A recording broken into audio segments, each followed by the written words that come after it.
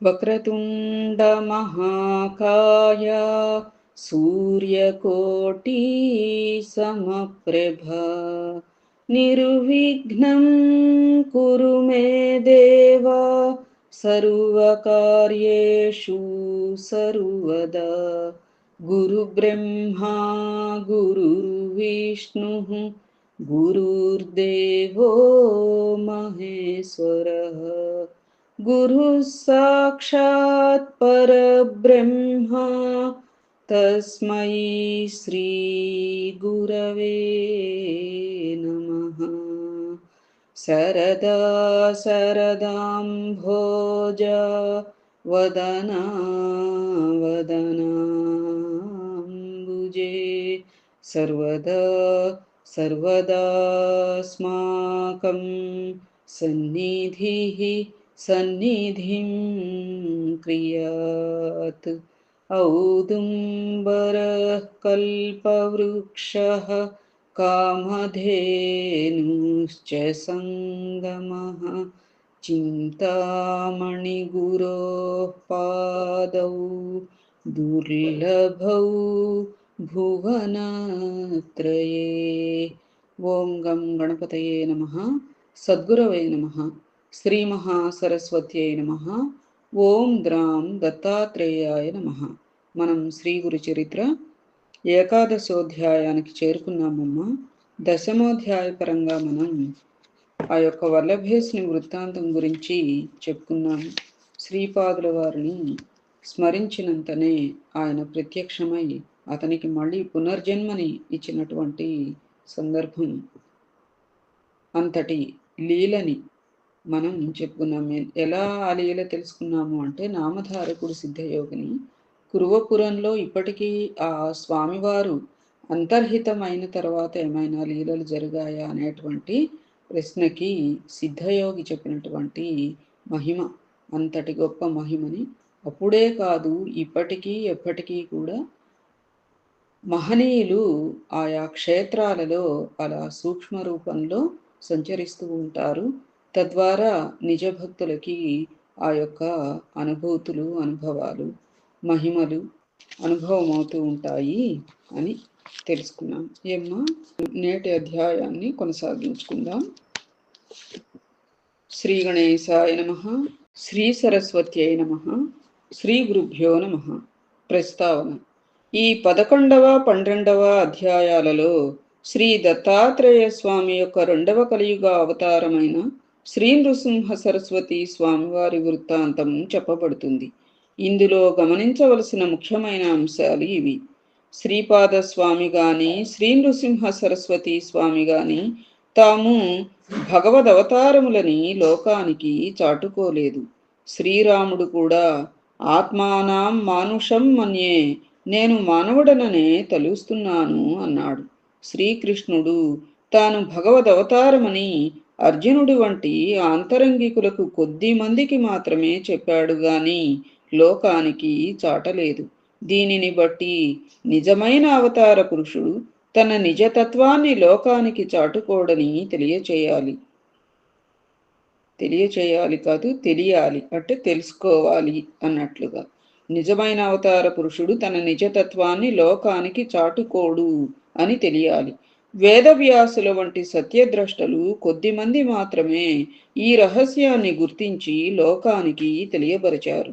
ఈ అవతారమూర్తులందరూ తమ నిజమైన విశ్వరూపాన్ని ఆంతరంగికులకు ప్రసాదించి అనుభవపూర్వకంగా తమ దైవత్వాన్ని నిరూపించారు. అలాగాని పౌండరీక వాసుదేవుని వంటి కీర్తికాములు మాత్రమే తాము అవతార పురుషులమని లోకాన్ని నమ్మింపజూచారు. అవతార పురుషులందరూ సద్గురువులను ఆశ్రయించి సత్సాంప్రదాయాన్ని పాటించారే గాని తమ కట్టి ఆలంబనలు అనవసరమని, తాము సర్వధర్మాలకు అతీతులమని చెప్పి స్వేచ్ఛాచారులు గాలేదు. అవతార పురుషులందరిలాగే వీరిద్దరూ తాము జన్మతః పరిపూర్ణులైనప్పటికీ వినమ్రులైన సాధకుల వలనే ప్రవర్తించారు గాని సిద్ధులమని విర్రవీగలేదు. వీరు దివ్యలీలలను ప్రదర్శించినప్పటికీ అవి ఆర్తులను రక్షించేవిగాను అర్థార్థులను పోషించేవిగాను, నిర్దిష్టమైన ఆధ్యాత్మిక భావనను భక్తులకు ప్రసాదించి వారిని మోక్షోన్ముఖులు చేసేవిగా మాత్రమే ఉన్నాయి. కేవలం తమ శక్తి సామర్థ్యాలతో లోకులను సంభ్రమాశ్చర్యాలతో ముంచి తమకు కీర్తిని చేకూర్చే సాధనాలైన చిల్లర చమత్కారాలు వారు ఎన్నడూ ప్రదర్శించలేదు. అది సాక్షాత్తు అంతటి దత్తాత్రేయుడి అవతారాలు. ఎవరు? శ్రీపాద శ్రీవల్లభుడు, శ్రీ నృసింహ సరస్వతి ఇరువురు కూడా, వారు కూడా పూర్ణ జన్మతః పరిపూర్ణులైనప్పటికీ కూడా వినమ్రులైన సాధకుల వలనే వర్తించారు. అంతేగాని సిద్ధులమని చెప్పి చిల్లర మహిమలవి ప్రదర్శిస్తూ అట్లా ఏనాడు లేరు. మహనీయులు ఎప్పుడూ కూడా అట్లా ఉండరు అని చెప్పి. సద్గురువు కూడా అంతే కదా, తాను కూడా ఒక సాధకుడా అన్నట్టుగానే చాలామంది అట్లానే అనుకునేవారు ఆయన చూచి. ఆయన పూర్ణ పురుషుడని తెలియలేదు ఎవరికి. తెలుసుకుంటారు కొంతమంది నిజ భక్తులకి అర్థమయ్యేది. సరే, కథారంభం. శ్లోకరూప గురుచరిత్ర ద్వారా శ్లోకం ఏమిటి? ఏకాదశోధ్యాయానికి కరంజనగరే అంబాయాః ప్రదోషవ్రత సిద్ధయే యో భూత్సుతో నృహర్యాఖ్యః శ్రీదత్తః శరణం మమ అని. నామధారకుడు అత్యంత ఆసక్తితో ఇలా అన్నాడు. అటు తరువాత శ్రీ దత్తాత్రేయ స్వామి రెండవ పర్యాయం ఎక్కడ అవతరించారు, ఏ ఏ లీలలు ప్రదర్శించారు, అప్రమేయుడైన ఆ భగవంతుని లీలలు మీరు చెబుతూ ఉంటే వినాలన్న కోరిక నాలో పెరుగుతున్నదే గాని తరగడం లేదు. ఆ రెండవ అవతార విశేషాలు కూడా వివరించండి అని. అంతటి శ్రద్ధాళువైన శ్రోత లభించినందుకు సిద్ధునికి భగవల్లీలలు తనివితీరా వివరించి చెప్పే అవకాశం లభించింది. అట్టి అదృష్టానికి పొంగిపోయి సిద్ధుడు, నామధారక, దీనులను ఉద్ధరించడానికి తను తాను దత్తం చేసుకున్న పరమేశ్వరుని చేతలు యోగీంద్రులకు కూడా ఊహించ సాధ్యం కానివి. కనుక నేను ఎంత వర్ణించినా అగాధమైన ఆ గాథలో లవలేశమే అవుతుంది గాని ఆయన లీలలన్నీ చెప్పినట్లు కాదు సుమా, ఇక విను అని ఇలా చెప్పారు. శ్రీపాదస్వామి ఆదేశించినట్లు అంబిక జీవిత శేషమంతా శివపూజలో గడిపింది. ఆమె మరుజన్మలో మహారాష్ట్రంలోని కారంజా లేక లాడ్ కారంజా అను గ్రామంలో అకోలా జిల్లా వాజసనేయ శాఖకు చెందిన ఒక సద్బ్రాహ్మణుని కుమార్తెగా జన్మించింది. తల్లిదండ్రులు ఆమెకు అంబా అని నామకరణం చేశారు. ఆమెకు పూర్వజన్మ సంస్కారం వలన సౌశీల్యంతో పాటు శివభక్తి కూడా అబ్బింది. ఆమెకు యుక్త వయస్సు రాగానే మాధవ శర్మ అనే బ్రాహ్మణోత్తమునికిచ్చి వివాహం చేశారు. అతను మంచి శివభక్తుడు. ఆ ప్రాంతంలోని స్మార్తులకు శివవ్రతం చేసుకునే అలవాటు ఉండేది. కనుక వారిని శివవ్రతులు అంటారు. పూర్వజన్మ సంస్కారానికి తోడు ఈ జన్మలో భర్త యొక్క సత్సాంగత్యం వలన ఆమె ప్రతిదినము సంధ్యా సమయంలో శివపూజ, భర్తతో కలిసి శని ప్రదోష పూజ, శని త్రయోదశి నాడు విశేషమైన పూజ చేస్తూ ఉండేది. విశేషించి అంబ తన భర్తను సూర్యుణ్ణి ఛాయాదేవి వలె విడనాడక సర్వోపచారాలు చేస్తూ ఉండేది. ఇలా 16 సంవత్సరాలు గడిచాక అంబ గర్భవతి అయింది. మాధవ శర్మ సకాలంలో పుంసవనాది కార్యక్రమములు నిర్వర్తించాడు. నెలలు నిండిన తర్వాత మహామహిమాన్వితమైన ఒక శుభలగ్నంలో ఆమెకు ఒక మగపిల్లవాడు జన్మించినాడు. నామధారక, ఆ పిల్లవాడు పుట్టగానే అందరి పిల్లల వలె ఎడవలేదు సరిగదా, స్పష్టంగా ప్రణవం ఉచ్చరించాడు. అది విన్నవారు ఆశ్చర్యపోయారు. జ్యోతిష్ శాస్త్ర విద్వాంసులు అతని జాతకం చూచి, మాధవ శర్మ, నీ భాగ్యం పండింది. ఈ శిశువు సాక్షాత్తు భగవంతుడే. ఇతడు మనవలే గృహస్థాశ్రమం స్వీకరించడు.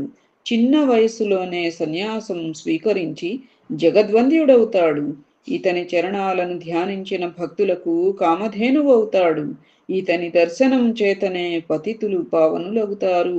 ఇతనిని కన్నందువలన మీకు కీర్తి ప్రతిష్టలు, దివ్య సుఖాలు లభిస్తాయి అని దైవజ్ఞులు చెప్పారు. మాధవ శర్మ ఆ విద్వాంసులను ఘనంగా దక్షిణ తాంబూలాలతో సత్కరించాడు.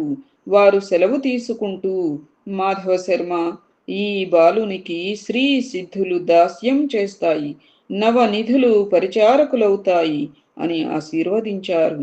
ఆ బాలుడు పుట్టిన వెంటనే ప్రణవముచ్చరించిన సంగతి వాడవాడలా ప్రాకిపోయి అతనిని చూడడానికి జనం ఇసుక వేస్తే రాలనంతగా వచ్చారు. పిల్లవానికి దృష్టి దోషం తగలకుండా తండ్రి రక్షాబంధనం చేయించాడు. తల్లి అతనికి ఉప్పు, మిరియాలు, ఎండుమిరపకాయలు, వేపాకులతో దృష్టి తీసేసేది. తరువాత ఒక సుముహూర్తంలో ఆ పిల్లవానికి శాలగ్రామదేవ అని పేరు పెట్టారు. కానీ ఇంట్లో అందరూ అతనిని నరహరి అని పిలుచుకునేవారు. నరులంటే అజ్ఞానబద్ధులైన మానవులు, హరి అంటే మానవుల యొక్క అజ్ఞానం వలన కలిగిన దైన్య తాప పాపాలను పోగొట్టేవాడని అర్థం. ఆ పేరు ముందుగానే ఆయన అవతారమూర్తి అని సూచిస్తున్నట్లు ఉన్నది అని. ఏ పేరు? నరహరి అనే పేరు. బలహీనంగా ఉండడం వలన అంబ వద్ద పిల్లవానికి చాలినన్ని పాలు లేవు.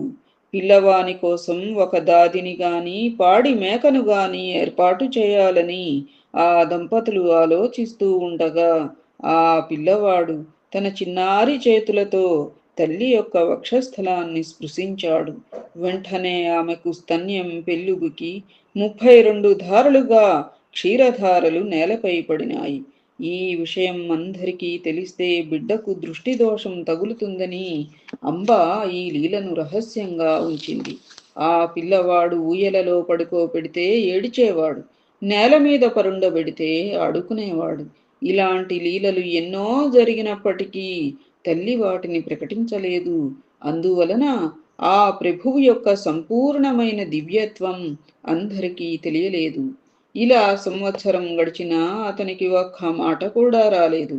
కులదేవతలను ఆరాధించమని కొందరు, మర్రి ఆకుల విస్తళ్లలో బ్రాహ్మణులకు భోజనం పెట్టించమని కొందరు, రావి ఆకుల విస్తళ్లలో భోజనం పెట్టించమని మరికొందరు చెప్పారు. మాటలు చెబుతూ అతని చేత అనిపించడానికి యత్నిస్తూ ఉంటే క్రమంగా వస్తాయి అని కొందరు.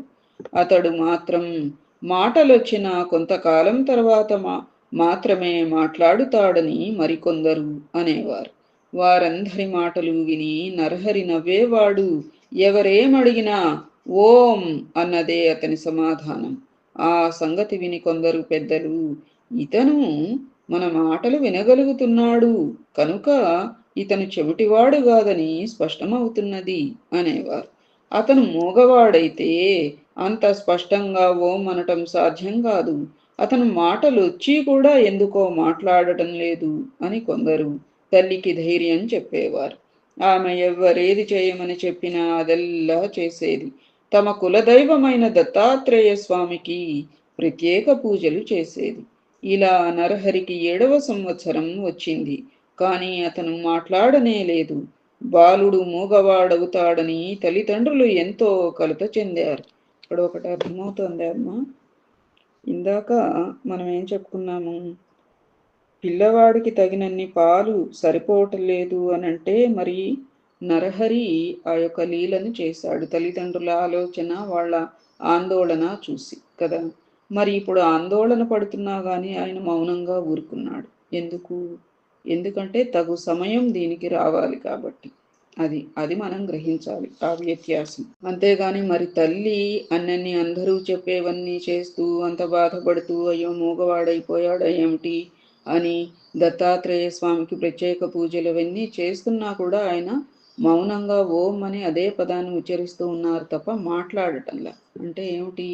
తగు సమయం అక్కడ రావాలి కాబట్టి మౌనంగా ఉన్నారు. ఇందాక అంశంలో మౌనం అవసరం లేదు, వెంటనే పని జరగాలి కాబట్టి ఆ రీతిగా లీలని ప్రసాదించారు, లీలని చూపారు. అట్లాగే మన యొక్క కోరికలకు కూడా, మన వాంఛలకు, మన సంకల్పాలకు కూడా అట్లా తగు సమయం కోసం భగవంతుడు మౌనం వహిస్తారు అన్నట్లుగా. ఏ బాలుడు మూగవాడవుతాడని తల్లిదండ్రులు ఎంతో కలత చెందారు. ఒకనాడు అంబ అతని పరిస్థితికి కంటతడి పెట్టింది. అది చూచి నరహరి సైగలతో ఆమెను వారించి ప్రక్కనే ఉన్న ఒక ఇనుప వస్తువును తెప్పించి చేతితో త్రాకాడు.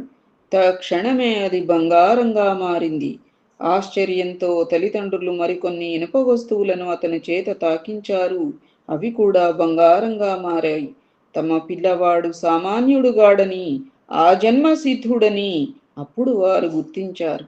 అయినప్పటికీ ఆ దంపతులు అతను మాట్లాడకపోవటం గురించి దిగులు పడుతూనే ఉన్నారు. అతను వేదాధ్యయనం చేసి స్వధర్మాన్ని ఎలా పాటించగలడనా అన్నదే మాధవ శర్మకున్న దిగులు.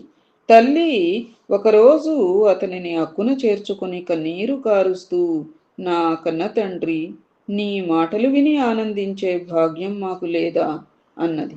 అది విని నరహరి నవ్వి, తనకు ఉపనయనం చేస్తే మాట్లాడుతానని, మొట్టమొదటిగా ఆమెతోనే మాట్లాడుతానని సైగల ద్వారా తెలిపాడు. ఆ సంగతి విని మాధవ శర్మ ఆశ్చర్యపడి అతని ఉపనయనానికి ఒక శుభముహూర్తం నిర్ణయించి ఊరివారినందరినీ ఆహ్వానించాడు. గ్రామస్థులందరూ అతని ఆశలు అడియాశలై నలుగురిలో తలవంపులకు గురి అవుతాడని తలచారు.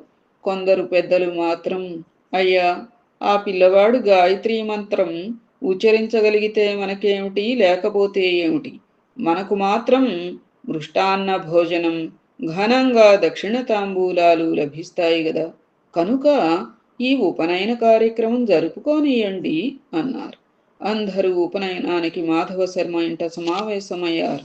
నరహరి ముండనము, మాతృభోజనము అయినాక జింక చర్మము, పసుపు వస్త్రము ధరించాడు. చెవిలో గాయత్రీ మంత్రం ఉపదేశించినప్పుడు నరహరి ఆ మంత్రరాజాన్ని మనస్సులోనే జపించి దీక్ష తీసుకున్నాడు. అది తరువాత అతడు తల్లికి నమస్కరించి ఆమెను భవతీ భిక్షాం దేహి అని భిక్ష కోరి, మొట్టమొదట ఆమెతోనే మాట్లాడుతానని తల్లికి తానిచ్చిన మాట నిలబెట్టుకున్నాడు. తల్లి మొదటి భిక్ష ఇచ్చి ఋగ్వేదం పఠించు, ఆచారం పాటించు అనగానే నరహరి అగ్నిమీళే పురోహితం అని ప్రారంభించి ఋగ్వేదంలోని మొదటి మంత్రం చెప్పాడు. అంబ రెండవసారి భిక్ష ఇచ్చి యజుర్వేదం పఠించు, ఆచారం పాటించు అనగానే నరహరి ఇషేత్వా అని ప్రారంభించి యజుర్వేదంలోని మొదటి మంత్రం పఠించాడు. తల్లి మూడవసారి భిక్ష ఇచ్చి సామవేదం పఠించు, ఆచారం పాటించు అనగానే నరహరి అగ్ని ఆయాహి అని ప్రారంభించి సామవేదంలోని మొదటి మంత్రం గానం చేశాడు. అది వినగానే తల్లిదండ్రుల ఆనందానికి, సభలోని వారి ఆశ్చర్యాలకి అవధులు లేవు. జీవితంలో మొదటిసారిగా మాట్లాడడం ప్రణవోచ్చారణ, తరువాత వేద పఠనతో గాని చెయ్యకూడదని, నరహరి అంత కాలము మాట్లాడలేదని అందరూ అనుకున్నారు. 3 భిక్షలు అయినాక 4వ వేదం, అథర్వణ వేదం కూడా చదివాడు. ఆయన భగవదవతారమని తెలుసుకుని అతటి బ్రాహ్మణులందరూ నమస్కరించారు. సర్వ శాస్త్రాలకు జన్మస్థానమైన ఆ ప్రభువుకు ఇది ఒక లెక్కలోనిది కాదు. క్రతువు పూర్తిగా వచ్చింది. మాధవ శర్మ దంపతులు అమితోత్సాహంతో ఉన్నారు. వామనుని వలె భాసిస్తున్న ఆ నూతన బ్రహ్మచారిని చూచి తల్లి ఆశీర్వదించి, నాయన, ఇక నుంచి నీవు భిక్షతోనే జీవించాలి సుమా అన్నది. వెంటనే అతడు తల్లికి నమస్కరించి, అమ్మా, నీ ఆజ్ఞ మేరకు నేను భిక్షువునవుతాను. నేను సన్యాసాశ్రమం స్వీకరించడానికి అనుమతించండి అని తండ్రి వైపు కూడా తిరిగాడు. ఆ మాటలకు ఆ తల్లి నివ్వెరబోయి దుఃఖిస్తూ, నాయనా, ఒక్కగానొక్క మగబిడ్డవు. మేము 16 సంవత్సరములు ఎంతగానో ఎదురుచూచి ఎన్నో వ్రతాలాచరించాక పుట్టావు. తరువాత 7 సంవత్సరాలు నీవు మాట్లాడనే లేదు. ఇంతకాలానికి పరమేశ్వరుని కృప వలన నేను చేస్తున్న పూజలు, వ్రతాలు ఫలించి ఈ రోజే మొదటిసారిగా నీ మాటలు వినగలిగాను. అందుకు నేను సంతోషిస్తూ ఉండగా నీవు ఇలా అంటావేమిటి? అప్పుడే నీవు ఇల్లు విడిచిపోతే మా గతేమిటి నాయనా? నీవు గృహస్థుడవై బిడ్డలు కలిగాక సన్యసించవచ్చు గదా అని బ్రతిమలాడింది. అప్పుడు నరహరి తల్లిని కౌగలించుకొని ఓదార్చి, అమ్మా, నా మాట విను. వివేకంతో ఆలోచించి ఈ వ్యర్థమైన దుఃఖాన్ని తొలగించుకో. నేను ధర్మరక్షణ కోసం అవతరించాను. నీకింకా నలుగురు బిడ్డలు కలిగి ప్రేమతో మీ సేవ చేస్తారు. వెనుకటి జన్మలో నీవు నిష్ఠతో శంకరుడిని పూజించటం వల్లనే నేను నీ గర్భాన జన్మించాను అని చెప్పి ఆమె శిరస్సుపై తన చేతి నుంచి ఆశీర్వదించాడు. వెంటనే ఆమెకు తన పూర్వజన్మ స్మృతి కలిగింది. అతను శ్రీపాద శ్రీవల్లభుడిగా దర్శనమిచ్చాడు. వెంటనే ఆమె ఆనందంతో పరవశించి అతని పాదములపై పడి ఇలా అన్నది: స్వామి, పూర్వజన్మలో కుపుత్రవతినైన నేను ఆత్మాహుతికి పాల్పడినప్పుడు రక్షించిన శ్రీపాదుడవు నీవే. బ్రహ్మాండాలన్నీ నీలోనే ఉన్నాయి. అట్టి నీవు నా గర్భాన పుట్టినందువలన నా భర్తృవంశం పితృవంశం కూడా పావనమైనాయి. అతడు ఆమెను లేవదీసి, అమ్మా, ఈ పూర్వ వృత్తాంతం ఎక్కడా వెల్లడి చేయవద్దు. నీకొక రహస్యం చెబుతాను, విను. గుప్తంగా ఉంచు. నేను సంసారమంటని సన్యాసిని. నేను చేయవలసిన తీర్థాటనము మొదలైన కార్యములు ఎన్నో ఉన్నాయి. అవి నేను ప్రకటించ వీలు లేనివి, రహస్యమైనవి. ఈ కర్తవ్యం నాకు తప్పదు. కనుక నేను ఇంట్లో ఉండ వీలు పడదు. కనుక నీవు అనుమతి ప్రసాదించు అని అన్నాడు. శ్రీదత్తాయ గురవే నమః. శ్రీ శ్రీపాద శ్రీవల్లభాయ నమః. శ్రీ నృసింహ సరస్వత్యై నమః. ఏకాదశోధ్యాయం సంపూర్ణం. ద్వాదశోధ్యాయ ప్రారంభం. ద్వాదశోధ్యాయానికి శ్లోకం ఏమిటి? మూకో భూత్వా వ్రతాత్ పశ్చాత్ వదన్ వేదాన్ స్వమాతరం ప్రవ్రజన్ బోధయామాస శ్రీదత్తః శరణం మమ. శ్లోకం: మూకో భూత్వా వ్రతాత్ పశ్చాత్ వదన్ వేదాన్ స్వమాతరం. ఇది ఇందాకటి అధ్యాయానికి కూడా వర్తిస్తుందమ్మా. ముందర మాట్లాడలేదు కదా, మూగవాడిలాగా. వ్రతాత్ పశ్చాత్ వదన్ వేదాన్ స్వమాతరం. అమ్మకి వేదాలన్నీ కూడా చెప్పటం, చతుర్వేదాలు. అది కాబట్టి ఈ అధ్యాయానికి ఈ శ్లోకం కూడా వర్తిస్తుంది. ఏమిటి అంటే, కాశీవాసీ సన్యాసీ నిరాశిష్ట్య ప్రదో వృషం వైదికం విశదీకుర్వన్ శ్రీదత్తః శరణం మమ. శ్రీ గణేశాయ నమః. శ్రీ సరస్వత్యై నమః. శ్రీ గురుభ్యో నమః. సిద్ధయోగి ఇంకా ఇలా చెప్పారు. అప్పుడా తల్లి పుత్రవాత్సల్యంతో ఇలా అన్నది: నాయనా, నీవు లోకానికి ధర్మం చెబుతావు గదా, మరి నీవు కూడా 12 సంవత్సరములు బ్రహ్మచర్యం అవలంబించాక, గృహస్థువై, బిడ్డలు కలిగాక సన్యసించి లోకానికి ఆదర్శం చూపాలి గదా. ఇలా క్షణికావేశంలో సన్యాసం స్వీకరిస్తే వాసనాక్షయం అవక మానవులు పతితులవుతారని శాస్త్రాలు హెచ్చరిస్తున్నాయి గదా అని బ్రతిమలాడింది. అప్పుడు అటువైన నరహరి అలనాడు కపిలుడు తల్లికి జ్ఞానోపదేశం చేసిన విధంగా ఆమెకు తత్వం ఇలా బోధించాడు: అమ్మా, భౌతికమైన శరీరాలు వైభవం అశాశ్వతాలే. మరణం లేనివాడంటూ ఎవ్వడూ లేడు. మృత్యుదేవత ఎప్పుడూ జీవితాన్ని వెంటనంటే ఉంటుంది. యువకులకైనా వృద్ధులకైనా ఈ శరీరం ఎప్పుడు రాలిపోతుందో తెలియదు. అప్పిచ్చిన వాడు తానిచ్చిన గడువు ఎప్పుడు తీరుతుందా అని లెక్క పెట్టుకుంటూ ఉన్నట్లు మృత్యుదేవత కూడా మానవుల జీవితకాలాన్ని లెక్క పెడుతూ ఉంటుంది. రాత్రి పగలు అన్నవి మానవుని ఆయుర్దాయాన్ని ఎగరకొట్టుకొని పోతూ ఉంటాయి. ఈ శరీరం, భార్యాబిడ్డలు, గృహము, ధనము, జీవితము అశాశ్వతమని మరచి అవే ప్రధానమనుకుని జీవించేవారు పశువుల వంటి వారు. కనుక ధర్మాచరణం ఒక్కటే మానవుల కర్తవ్యం. అలాగాక మృత్యువును జయించిన వారు మాత్రమే నీవు చెప్పినట్లు విరామంగా జీవించవచ్చు. కానీ మానవులు కొద్ది నీరు మాత్రమే ఉన్న సరస్సులోని చేపల వంటివారు. ఆ కొంచెము నీరు ఇంకిపోయాక వాటి గతేమిటి? ఈ కలియుగంలో మానవునికి 100 ఏండ్లు ఆయుర్దాయం.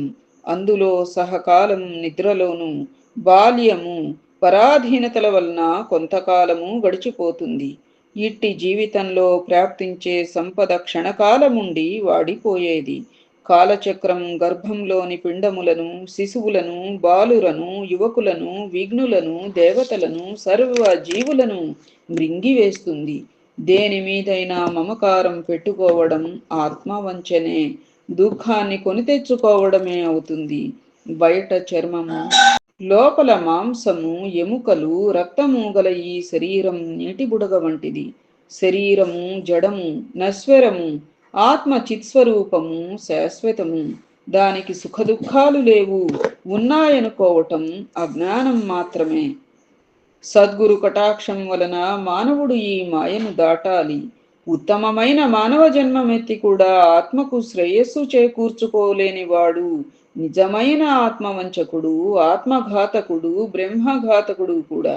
అమ్మా, ఈ మాట సామాన్యుల విషయంలోనే ఇంత వాస్తవమైతే కారణజన్ముడనైన నాకేది కర్తవ్యం? విషయ సుఖాలు వదలలేని వారికి నీవు చెప్పినట్లు గృహస్థాశ్రమం తరువాత సన్యసించడమనే క్రమం తగియున్నది. నాకట్టి విషయవాసనలే లేవు కనుక ధీమంతుడనైన నాకు ఎట్టి విఘ్నాలు రాజాలవు. నేను బ్రహ్మచర్యాశ్రమం నుండే సన్యాసం తీసుకుంటాను. నన్ను ధ్యానిస్తూ ఉండు, సంసారాన్ని దాటగలవు అని యశోదకు బాలకృష్ణుడు చూపినట్లు తన దివ్య రూపాన్ని దర్శింపచేశాడు. ఆయన ప్రసాదించిన యోగ దృష్టితో ఆమె ఆ మూర్తిని కన్నులారా దర్శించి ఇలా అన్నది: స్వామి, నీవు పుట్టుకలేని వాడవు. బ్రహ్మాండాలన్నీ నీలోనే ఉన్నాయి. బ్రహ్మకు కూడా నీ గుణరూపాలు కొంచెమైనా తెలియరానివి. మాయామోహితురాలనైన మానవ స్త్రీని నాకెలా తెలుస్తాయి స్వామి? ఈ జ్ఞానమైన నీవనుగ్రహించినదే. నీవు సత్య సంకల్పుడవు. నీ సంకల్పానికి నేను అడ్డు చెప్పను. లోకహితం చేయడానికే అవతరించిన నిన్ను నా పుత్రుడవని తలంచి ఇంట కట్టి పెట్టుకొనటం తగదు. అయితే నీ యొక్క దివ్యమైన ఆకారం నా మనస్సులో స్థిరంగా నిలిచేటట్లు అనుగ్రహించు. నాకింకా పుత్రులు కలుగుతారు అన్నావు. మాకు ఇంకొక్క బిడ్డ పుట్టే వరకైనా నీవిక్కడే ఉండు. అప్పటి వరకు సన్యసించడానికి నేను అనుమతించను. నీవు నా మాట వినకుండా వెళ్ళిపోతే నేను మరణిస్తాను. నిన్ను విడిచి నేను బ్రతకలేను నాయనా అని ప్రార్థించింది. అప్పుడు శ్రీహరి, అమ్మా, నీకొక సంవత్సరంలోగా కవలలు పుడతారు. అంతవరకు ఉంటాను గాని ఆ తరువాత నా సంకల్పానికి మాత్రం నీవు అడ్డు చెప్పకూడదు అని ఆమె వద్ద మాట తీసుకున్నాడు. అతడు పరమేశ్వరుడన్న జ్ఞానంతో స్వామిని ఆ దంపతులు నిత్యము అర్చిస్తూ ఉండేవారు. చతుర్వేద పారంగతులు, షట్శాస్త్ర నిపుణులు కూడా ఆయన వద్ద విద్యార్థులై కృతార్థులయ్యారు. ఆయన ఎందరికో వేదాలు బోధించేవారు. పామరులకు ఆయన ధర్మ సూక్ష్మాలు చెప్పేవారు. ఇలా సంవత్సరం గడిచేసరికి అంబకు 2 మగపిల్లలు పుట్టారు. వారికి 3 నెలలు రాగానే ఒకరోజు అంబ పిల్లలను ఆడిస్తూ ఉంటే నరహరి వచ్చి, అమ్మా, నేను చెప్పినట్లే వీరిద్దరూ పుట్టారు. నీకు ఇంకా 2 కొడుకులు, 1 కూతురు కలుగుతారు. నీ కోరిక ఫలించింది. నా మాట నిలబెట్టుకున్నాను కనుక నీవిచ్చిన మాట ప్రకారం నాకు అనుమతిస్తే నేను తీర్థయాత్రలకు బయలుదేరుతాను. అయితే నీవు మాత్రం నన్ను సంతోషంగా సాగనంపాలి అన్నారు. తల్లి మాట అంటే అంత ఇది. తల్లి పాత్ర చూసారా? అది సన్యాసులు సహితం ఎంత స్థానంలో ఉన్నప్పటికీ కూడా వారికి సన్యాసం స్వీకరించాక ఇతర బంధాలు ఏవి కూడా వాళ్ళకి ఉండవు. కానీ కన్న తల్లికి మాత్రం వాళ్ళు నమస్కారం చేయవచ్చు, ఇంకెవరికి నమస్కారం చేయకూడదు కదా. అది అప్పుడు తల్లిదండ్రులు ఆయనకు నమస్కరించి, మేమింతవరకు మాయలో తగులుకొని నీవు మా బిడ్డవనే భ్రాంతితో ఎప్పుడైనా నిష్ఠూరాలాడి ఉంటే మమ్మల్ని క్షమించు. నీవే మా కులదైవమని ఇప్పుడు తెలుసుకున్నాం. నీవు మా వంశాన్నుద్ధరించడానికి ఇక్కడ జన్మించినావు. నీవు మా రక్తమాంసాలు పంచుకొనడం ద్వారా ఈ మా దేహాలు కూడా పవిత్రమైనాయి. ఇహ ముందు మా గతేమిటి అన్నారు. మీ దర్శనం మాకింకెప్పటికీ లేకుంటే మేము ఎలా జీవించగలం అన్నారు. అప్పుడు నరహరి, మీరెల్లప్పుడూ నన్ను ధ్యానించండి, మీకిక జన్మ ఉండదు. అమ్మా, నీకు నన్ను చూడాలని ఉంటే, నన్ను స్మరిస్తే తక్షణమే నీకు నా దర్శనం అవుతుంది. 30 సంవత్సరముల తరువాత మళ్ళీ మీ వద్దకు నేను వస్తాను అని చెప్పాడు. అలా తల్లిదండ్రుల అనుమతి తీసుకుని ఆయన తలపై శిరస్త్రాణము, కౌపీనము, కాషాయాంబరము, చేతదండము ధరించి చిరునవ్వులొలికిస్తూ మహా సంతోషంగా బయలుదేరాడు. ఆ దృశ్యం చూచిన జనం 9 సంవత్సరముల పిల్లవాడు ఇల్లు విడిచిపోవడానికి ఆ తల్లెలా అనుమతిస్తోంది అని ఆశ్చర్యపోయారు. కొందరు ఈయన అవతారమూర్తి, ఈయనను కన్న తల్లిదండ్రులు ధన్యులు అన్నారు. సాధువులు ఆయన భగవంతుడనే భావంతో నమస్కరించారు. ఆ గ్రామస్తులందరూ కొంత దూరం వెళ్ళి ఆయనకు వీడ్కోలు చెప్పి తిరిగి వెళ్ళాక తల్లిదండ్రులు మరికొంత దూరం ఆయన వెంట వెళ్ళారు. అక్కడ నరహరి వారికి కర్పూరము వలె తెల్లగా ఉన్న తన దత్తాత్రేయ స్వరూపం, తరువాత శ్రీపాద స్వరూపములను దర్శనమిచ్చారు. సాయిరాం. అది తమ శని ప్రదోష పూజ ఫలితమేనని తలంచి ఆ తల్లిదండ్రులు, మా జన్మలు ధన్యమైనాయి, మీరు దయతో మాకు మళ్ళీ దర్శనమియ్యాలి అని వేడుకొనగా ఆయన తప్పక మళ్ళీ దర్శనమిస్తాను అని మాట ఇచ్చి వాళ్లను వెనుకకు పంపాడు. ఆ దివ్య దర్శన ప్రభావం వలన వారు తమ పుత్ర వ్యామోహం మరచి భక్తిభావంతో వెనుకకు వెళ్ళారు. నరహరి బదరీనాథ్ దిక్కుగా బయలుదేరి దారిలో ఆనందకాననం అనబడే వారణాసి పట్టణం చేరాడు. మొదట ఆయన గంగలో స్నానం చేసి ఆత్మస్వరూపమైన విశ్వనాథుని దర్శించారు. తరువాత అచట ఒక యోగ్యమైన స్థలంలో వజ్రాసనం వేసుకుని ప్రాణవాయువు కుంభించి ఖేచరీ ముద్రలో నాదానుసంధాన పరులై కూర్చున్నారు. ఆయన నిత్యము 3 వేళల మణికర్ణికా ఘట్టానికి వెళ్ళి శ్రద్ధగా గంగా స్నానం చేసి వస్తుండేవారు.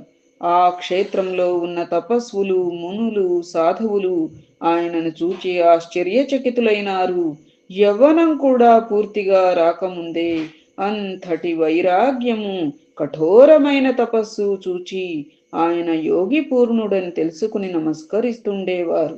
అచ్చటి ఎతులలో వృద్ధుడు, శ్రేష్ఠుడు అయినటువంటి కృష్ణ సరస్వతి ఆయనకు భక్తితో నమస్కరిస్తుండేవారు. ఆయన సాక్షాత్తు అవతార పురుషుడని, సన్యాస మార్గాన్ని పునరుద్ధరిస్తాడని, ఆయన విశ్వగురుడైనప్పటికీ లోకోద్ధరణ కోసం మాత్రమే ఆదర్శప్రాయుడైన సాధకునిలా తపస్సు చేస్తున్నాడని, కనుక ఆయన వయస్సులో చిన్నవారైన జ్ఞానంలో వృద్ధులే గనక ఆయనకు యతులు కూడా నమస్కరించవచ్చునని కృష్ణ సరస్వతి చెబుతుండేవారు. చివరకు ఆ కృష్ణ సరస్వతి స్వామి ఆదేశానుసారం ఆయన శిష్యులు నరహరి వద్దకు వెళ్ళి నమస్కరించి, స్వామి, మీరు పరమేశ్వరులే గాని మానవ మాతృలు గారు. సజ్జనులను, ధర్మాన్ని ఉద్ధరించడానికి భూమిపై అవతరించారు. శ్రీ ఆదిశంకరులు స్థాపించిన సన్యాస మార్గం దాదాపు లుప్తమైంది, మరుగున పడుతోందని.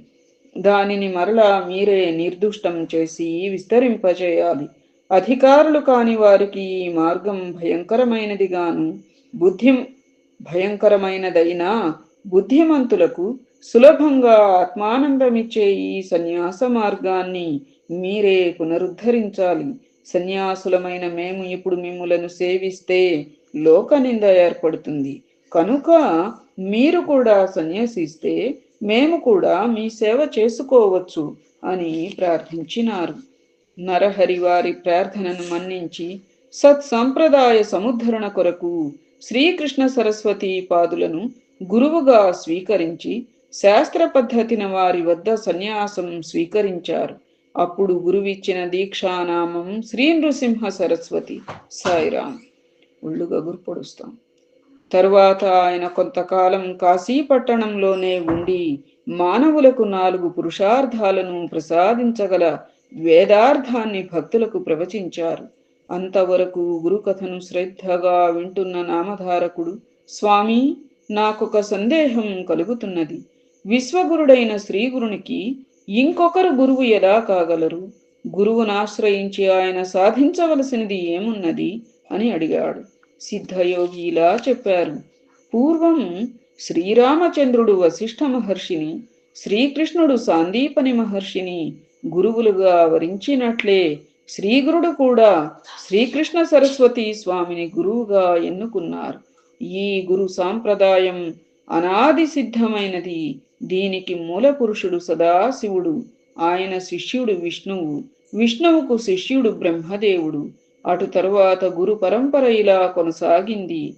బ్రహ్మదేవుడి నుండి వశిష్ఠుడు, శక్తి, పరాశరుడు, వ్యాసుడు, సుకుడు, గౌడపాదుడు, గోవింద భగవత్పాదాచార్యులు, శంకర భగవత్పాదులు, విశ్వరూపుడు, బోధజ్ఞానగిరి, సింహగిరి, ఈశ్వరతీర్థుడు, నృసింహతీర్థుడు, విద్యారణ్యుడు, మలయానందుడు, దేవతీర్థుడు, యాదవేంద్ర సరస్వతి, కృష్ణ సరస్వతి. ఈ కృష్ణ సరస్వతి స్వామియే శ్రీగురుడని ప్రసిద్ధికెక్కిన శ్రీ నృసింహ సరస్వతి స్వామి వారి యొక్క గురువు.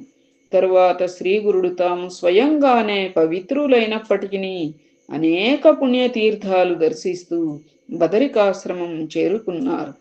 తరువాత ఆయన మేరు పర్వతానికి ప్రదక్షిణంగా సంచరిస్తూ సర్వక్షేత్రాలు దర్శిస్తూ పుణ్యతీర్థాలలో స్నానం చేస్తూ శిష్యులతో కలిసి గంగాసాగర సంగమం చేరారు. ఆయన గంగాసాగర సంగమం అంటే ప్రయాగ చేరారన్నమాట. ఆయన మొదట గంగకు ప్రదక్షిణంగా ప్రయాగ వరకు తటాక యాత్ర చేశారు. అది కూడా గంగా ప్రదక్షిణంతో సమానమే.